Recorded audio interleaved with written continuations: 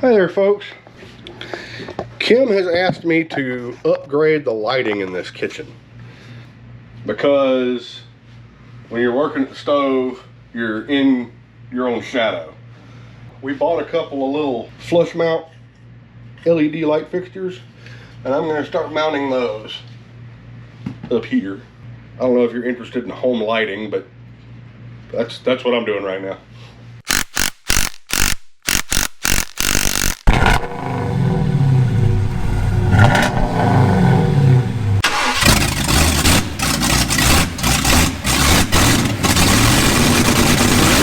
We had a ceiling fan hanging in here. I'm gonna be replacing it with one of these little dome-shaped lights in the middle of the room, and then installing two of these, one there and one there. I don't know if any of you have ever messed with an old work box. If you have an existing situation, they have these little boxes that have these little wings on them. You can cut a square hole, slide it up in there, and when you screw this down, the little wings pop out and holds it in place. You don't have to worry about tying it to the studs or even finding the studs. As long as you're cutting in a place that there's not a stud, you can just mount it into the existing ceiling. So, pretty handy. I'm going to be using my, where do I put it? Oh, using my orbital tool to cut me some holes, and then installing those lights. Putting ceiling tile dust on foodstuffs seems like a bad idea. It's kind of sketchy. I've got to cut these holes, and then I've got to try and fish Romex up through there so that I can hook the lights up. All right, fingers crossed.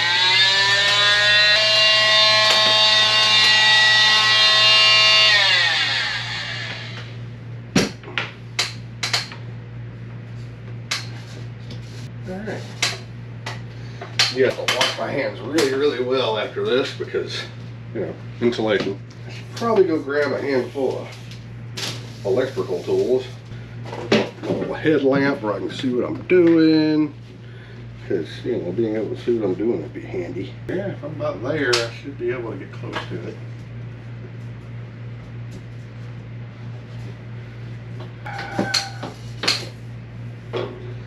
Ah, dang it. Yeah, I might be going into the attic for this. I really didn't want to go in the attic for this. But that might be what's about to happen. Alright, guess we'll cut the other hole. And hopefully I don't fall through the attic. That'd be the hope.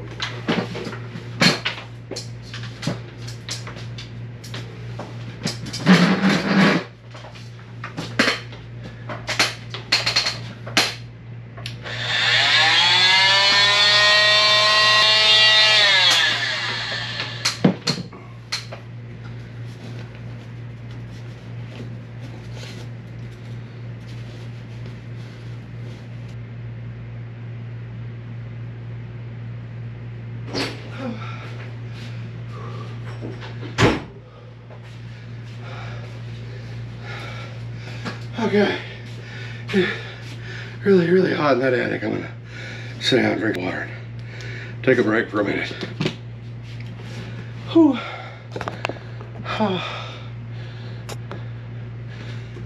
Death. Dying.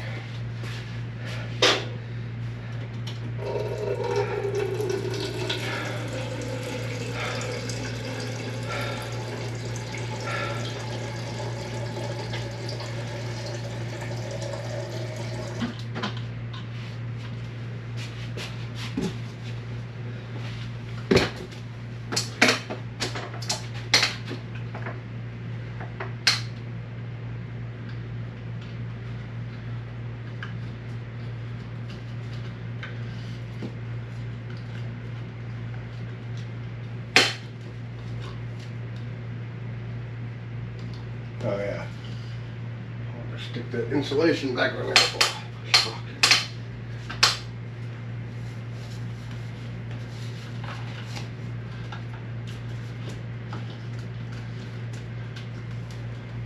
All right.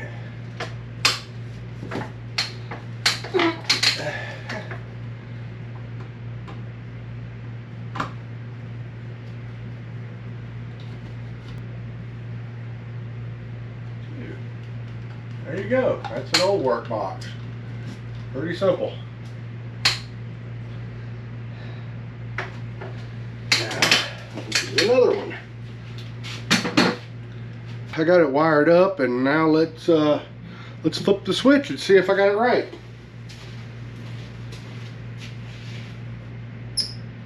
Yay! We have lights. Lights everywhere. Let's have a look.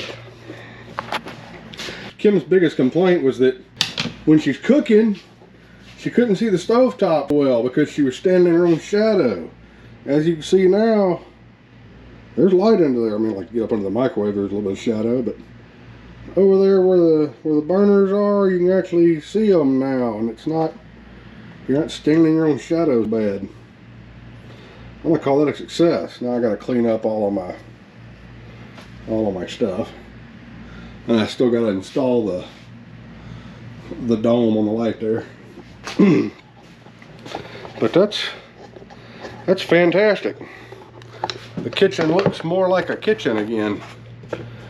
I'm going to put this dome on right quick. Hopefully I can do it without breaking it, because, you know, glass bubbles and redneck mechanics don't always go well together.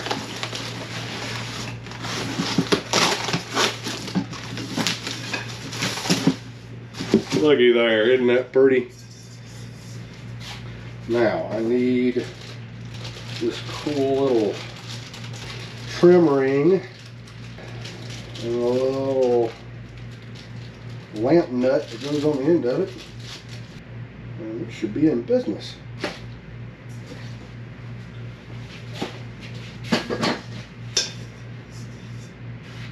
Very, very cool.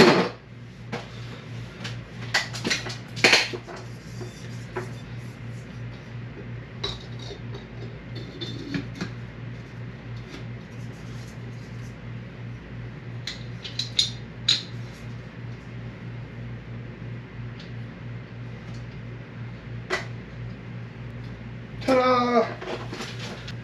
Oh yeah, that'll work. Nice. Very nice. You can see, let's just see. Here's a little pan. Oh yeah, you can see what's in there. And you can see what's in there. That's great. Oh yeah, you have no problems cooking now. Perfecto. Alright guys, I'm gonna clean up my mess. I know this is not four-wheelers, but it needed to be done. God bless you guys, I love you. Have a good weekend. Morning folks. This is gonna be kind of a short video today. I don't have any parts. I've just got plans, so we're gonna talk about some future plans coming up. The old Mule here, we did a little bit of work to it, and there's more work that I'd like to do. And me and Matt have been talking about some things we'd like to see. And after our shakedown run the other day, one of the problems we kept running into, or I kept running into, is my attack angle. My attack angle on that bumper sucks. Because when you go and hit a hole, the bumper's hitting the dirt before the tires engage the dirt.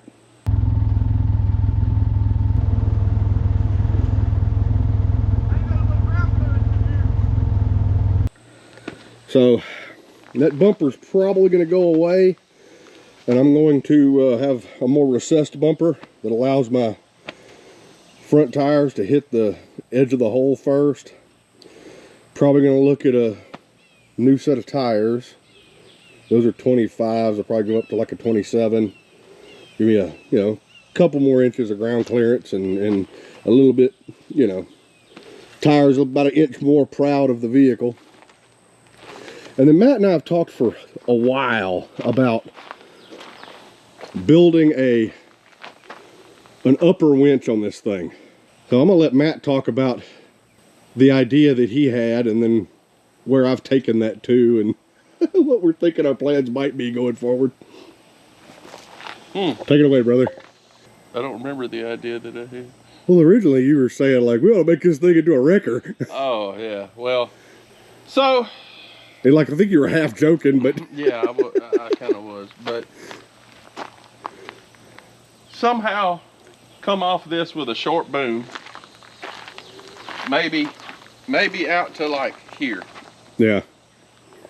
And then put a winch down here and run your cable up so that when I break my thing on the trail, Barrett can tow me out of the woods. Yeah. So put a short boom on it, put a winch. I was thinking in the bed, being able to winch yourself up on a short boom, and then, you know, we could drag a side-by-side or a four-wheeler out would be really handy.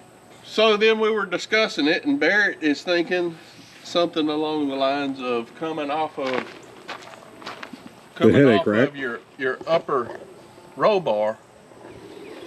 Hang on a second, I'm gonna put this back on the tripod while we talk. So if you come off your upper roll bar, you're not... The problem with tying a winch to the bed is the bed only has 2 attachment points because the bed tilts. Yep. So you're really putting a lot of stress on those attachment points if you're like pulling a vehicle out of the mud. Mm-hmm. So if you tie it into the roll bar, which is tied into the body at like 6 different points. Yeah, you're tied in better. So mounting the winch up high would be good unless you're trying to pull yourself out of the mud. I don't know. It's a give and take on whatever you're doing. On that thought process, this rear section of the roll cage is bolted in down here, and it's bolted into the front roll cage here. So this is all one big hoop, which is pretty sturdy. My thought is coming off of here, making me another hoop that comes out and goes back in where Matt's hand is over there. And then from here and here, running a piece of square tubing out to about even with this back rack. And then putting me another little section that'll fit inside that first tubing, and maybe with 1 or 2 pinpoints where I can slide that in and out to get the attack angle that I want on whatever I'm pulling. Right. And then I'm still working out how I want to do the winch exactly. I mean, I could have it mounted up here, but then it's kind of in the way of everything. I could maybe mount it on that little extension tubing, you know, where you could just remove it and set it off out of the way. But yeah, I want a winch up high that I can pull up with. Another thought is to, if I have the winch set up here, I could build me a little, maybe copy my tow bar there, and come out with another shiv. Yep. I could come down and grab, and I could pull straight back. Right. You know. Yep. Either a shiv or a like an aluminum donut that'll kind of let me pull from different. Mm-hmm. You know. Yep. A donut-shaped fair lead. Yep. But so, those are the thoughts. I definitely want to be able to use this thing to help pull people out of holes out on the trail. And I want a big winch on it. Just because I think it'd be cool and it'd be handy. For drivability, that bumper and some bigger tires are definitely gonna get me out of some binds that I got into this weekend. And that was the whole point of this past weekend, was to shake it out and kind of see how it did. And I was pretty happy with it, but getting my attack angle better would definitely help. The power steering worked great, which is one of the main things that we were trying to shake out on the trail. I was so happy with the way the power steering did. I mean, through that whole run, it was simple and steering one-handed. It just worked. Yeah. So anyway, like I said, I know this is short, but I just wanted to let y'all know what my future plans were and to keep watching for it. I'm going to start assembling parts, and I'm sure we'll have a couple of days of jamming to get it done. I got to find somewhere local I can buy square tubing from. Yeah. All of our steel spots that we used to buy stuff from have closed or moved, or Yeah. it's frustrating. Used to have a big steel yard in town you could go get stuff, not anymore. Well, I guess that's all I've got for now, guys. God bless y'all, and thanks for watching.